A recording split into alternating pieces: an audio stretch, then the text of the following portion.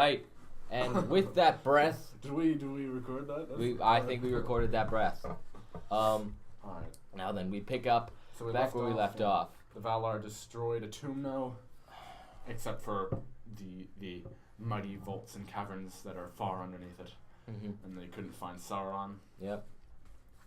And we'll pick up from there, right? Yep. So. But when the battle was ended, and from the ruin of the north great clouds arose and hid the stars, the Valar drew Melkor back to Valinor, bound him hand and foot in blindfold, and he was brought to the Ring of Doom. There's going to be a little overlap here. Oh, there is. Yeah, we read that already. Yeah. You want to skip ahead or just want to read it?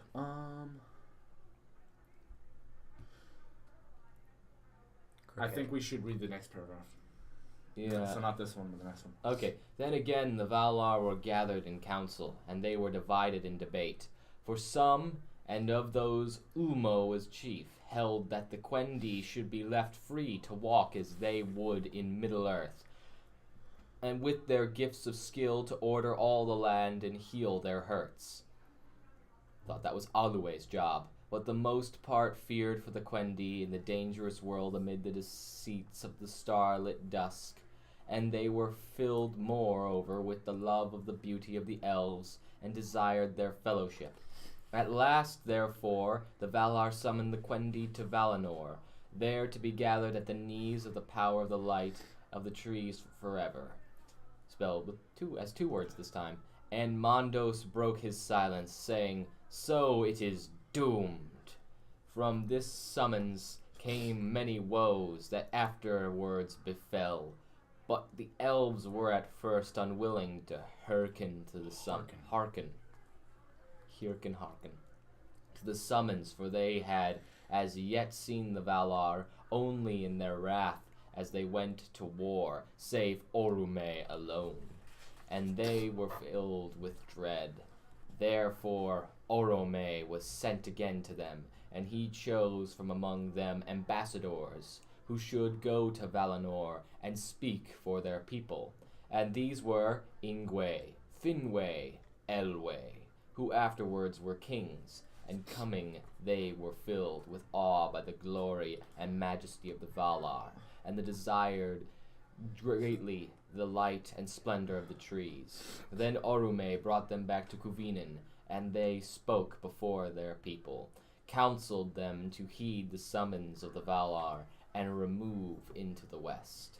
Then befell the first sundering of the Elves, for the kindred of Ingwe and the most part of the kindreds of Finwë and Elwë were swayed by words of their lords, and were willing to depart, and name that Orome gave to the Elves. You skipped the line. Oh, where? Willing to depart and follow Orome. And were willing to depart and follow Orome. And these were known ever after as the Eldar, by the name that Orome gave to the Elves in the beginning, in their own tongue. But many refused the summons, preferring the starlight and the wide spaces of Middle-earth to the rumor of the trees.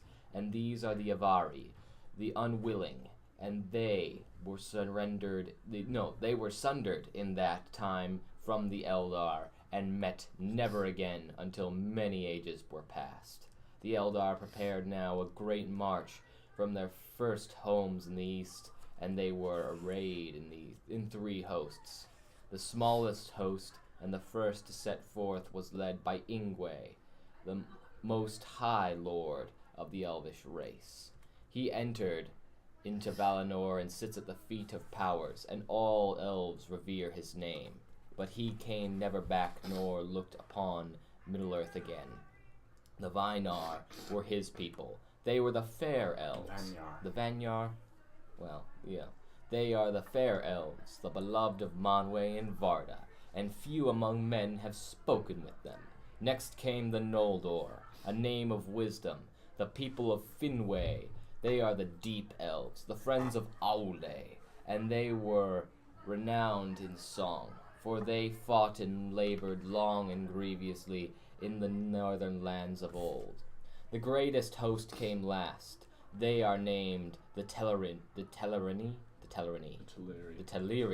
for they tarried on the road, and were not wholly of mind to pass from the dusk to the light of Valinor. In water they had great delight, and those that came at last to western shores were enamored with the sea. The sea elves, therefore, they became known in the land of Aman, the Falmari, for they made music beside the breaking of the waves. 2 lords they had, for their numbers were great. Elwe Silo, which signifies great. Singolo. It's not an Italian name. Siguro, which signifies grey metal, and Ole, his brother.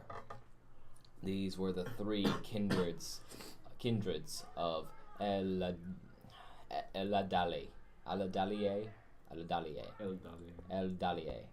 who passing at length into the uttermost west, in the days the trees are called the Calaquendi, elves of light. Name drop. But others of the Eldar were who set indeed upon the road westward march, but became lost upon the long road, or turned aside, or lingered on the shores of Middle-earth. And these were, for the most part, of the kindred of the Teleri, as it is told hereafter. They dwelt by the sea, or wandered into the woods and mountains of the world, yet their hearts were turned towards the west. Those elves the Calaquendi called the Umayar, since they came never. Umanyar. They came never to the land of Aman and the blessed realm, but the Umanyar and the Avari alike they called the Moraquendi, elves of darkness, for they never beheld the light that was before the sun and the moon. So now you have your 2 kinds of elves. You have the Moraquendi, and then you have the Eldar, the light ones, and the ones who have not seen the light. And for the ones that do go to Aman, you have your 3 groups, which are the Vanyar, which are the smallest one. They're the most regal and sort of close to the Valar. You have the Noldor, who are the troublemakers, but they're also the crafty one ones. of the wise and crafty ones. And then you have my personal favorite, the Teleri, who are the Sea Elves, and they actually play a part. They don't play a whole lot of parts in Middle-earth affairs, but their Dark Elf counterparts do. So we'll learn about them soon. I'll pick up where we start. It is told that when the hosts of the Eldalier departed from Cuivianen, Orome rode at their head upon Nahar, his white horse shod with gold, and passing northward about the Sea of Helkar, they turned towards the west. Before them, great clouds hung still black in the north above the ruins of war, and the stars in that region were hidden. Then not a few grew afraid and repented, and turned back and are forgotten. Long and slow was the march of the Eldar into the west, for the leagues of Middle-earth are uncounted and weary and pathless. Nor did the Eldar desire to hasten, for they were filled with wonder at all that they saw, and by many lands and rivers they wished to abide. And though all were yet willing to wander, many feared rather their journey's end than hoped for it. Therefore, whenever Orome departed, having at times other matters to heed, they halted and went forward no more until he returned to guide them.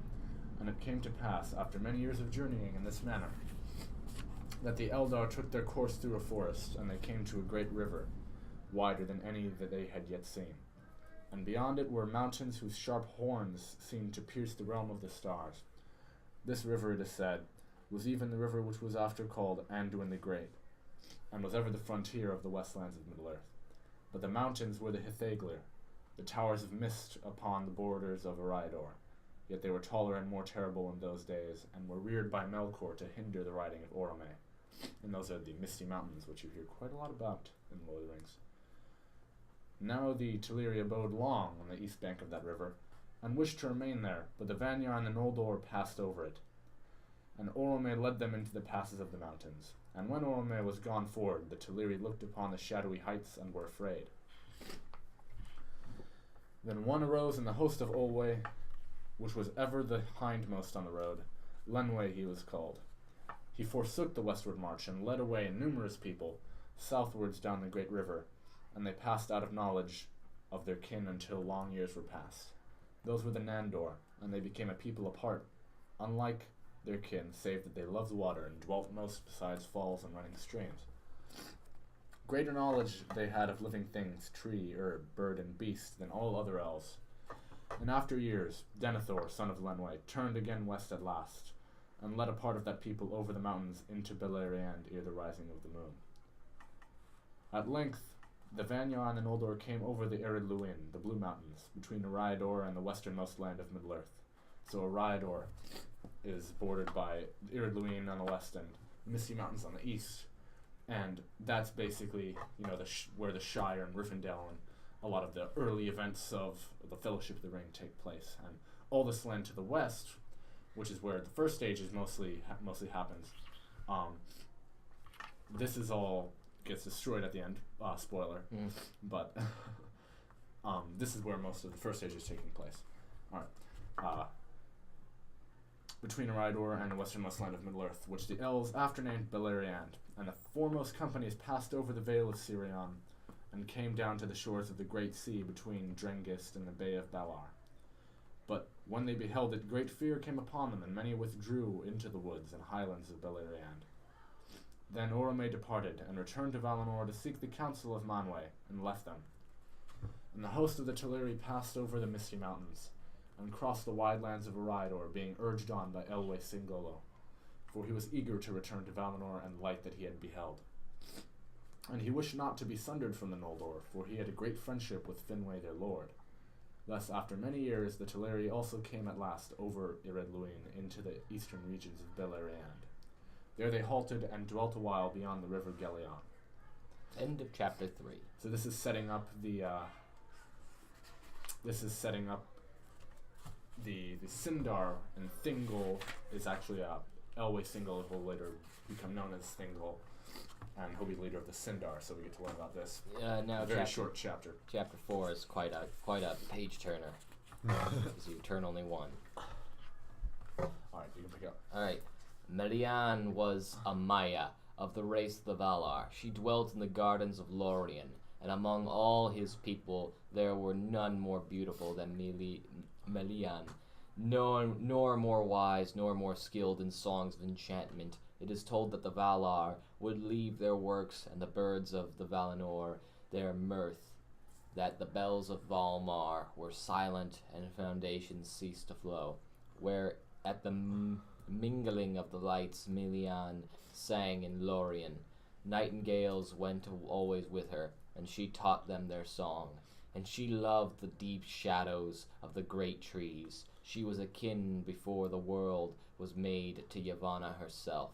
And in the time when the Quendi awoke beside the waters of Cuvinin, she departed from Valinor and came to the Hitherlands, and there she filled the silence of Middle-earth before the dawn with her voice, and the voice of her birds.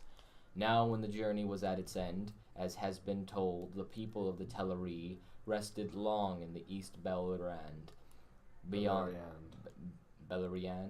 Yeah, close enough. Beyond the river Gelion. And at the time many of the Noldor still lay to the westward, in those forests that were afterwards named Neldoreth and Region, spelled like region. That's spelled exactly like region. With absolutely no vowel transformations whatsoever. Thanks, Tolkien. Elwë, lord of the Teleri, went often through the great woods to seek out Finwë, his friend, in the dwellings of the Noldor. And it chanced on a time that he came along to the starlit wood of Non-Elmoth, and there suddenly he heard the song of nightingales. Then an enchantment fell on him, and he stood still, and afar off beyond the voices of the Lomelindi he heard the voice of Milan, and it filled Melian. Melker. Yes, and it filled all his heart with wonder and desire. He forgot then utterly all his people and all the purposes of his mind, and following the birds under the shadows of the trees, he passed deep into Non-Elmoth and was lost. So this is establishing the trend of finding strange women in the middle of the woods. Mm-hmm. And in the woods? In the woods. In the woods? It's establishing this trend. It is a trend. But he came at last to a glade open to the stars, and there Melian stood, and out of the darkness he looked at her, and the light of Aman was in her face. She spoke no word, but being filled with love, Elwë came to her and took her hand straightway. A spell was laid on him, so that they stood thus, while long years were measured by the wheeling stars above them, and the trees of Nanalmoth grew tall and dark before they spoke any word. Thus Elwë's folk, who sought him, found him not. Olwe took the kingship of the Teleri and departed, as is told hereafter. Elwë Sigilo. Singolo. I'm saying Sigilo because he's... Another Melkor. Because he's Italian. Yes, he's an Italian elf. Singolo came never again across the sea to the Valinor, so long as he lived. Melian returned not thither while their realm together lasted. But of her there came among both elves and man a strain of the Ainur, who were with Iluvatar before Ea. In after days he became a king renowned, and his people were all the Eldars of Beleriand. The Sindar they were named, the Grey Elves, the Elves of Twilight, and King Greymetal was he. Greymantle. Greymantle. Grey metal. Yes. Grey metal. Yeah. Ilu Thingol in the tongue of that land, and Melian was his queen, wiser than any child of Middle-earth, and their hidden halls were in Mengroth. Menegroth. You knew I was going to mispronounce that one, didn't you? The 1,000 caves in Doriath. Doriath. You were right the first time. Doriath. Great power Melian lent to Thingol, who was himself great among the Eldar, for he alone of all the Sindar had seen his own eyes the trees in the days of their flowering, and king thought he was of Umayar. He was not accounted among the Moraquendi, but with the elves of light, mighty upon Middle-earth, and the love of Thingol and Melian there came into the world, the fairest of all the children of Iluvatar that was or ever shall be. If you're familiar with Lord of the Rings, you've probably heard them elves singing about Luthien. That's who that is. You'll hear a lot about that later. Should we begin chapter 5, or should we sort of close up shop? I don't know here. We're a little short on time, so maybe if you want to get up. Let's read the first two paragraphs. Yeah, first two paragraphs. You want to speak up? Sure. In time, the hosts. Oh, this is chapter 5 of Eldamar and the princes of the Eldalier. In time, the hosts of the Vanyar and the Noldor came to the last western shores of the Hitherlands. In the north, these shores in ancient days after the Battle of Powers bent ever westward, until in the northernmost parts of Arda only a narrow sea divided Aman, upon which Valinor was built from the Hitherlands, but this narrow sea was filled with grinding ice, because of the violence of the frosts of Melkor. Therefore Orome did not lead the hosts of the Eldalier into the far north, but brought them to the fair lands about the river Sirion, that afterwards were named Beleriand. And from those shores, whence first the Eldar looked in fear and wonder on the sea, there stretched an ocean, wide and dark and deep, between them and the mountains of Aman. Now Ulmo, by the counsel of Valar, came to the shores of Middle-earth and spoke with the Eldar who waited there, gazing on the dark waves. And because of his words and the music for which he made them on his horns of shell, their fear of the sea was turned rather to desire. Therefore Ulmo uprooted an island which long has stood alone amid the sea, far from either shore, since the tumults of the fall of Iluin. And with the aid of his servants he moved it, as it were a mighty ship, and anchored it in the Bay of Belar, into which Sirion poured his water.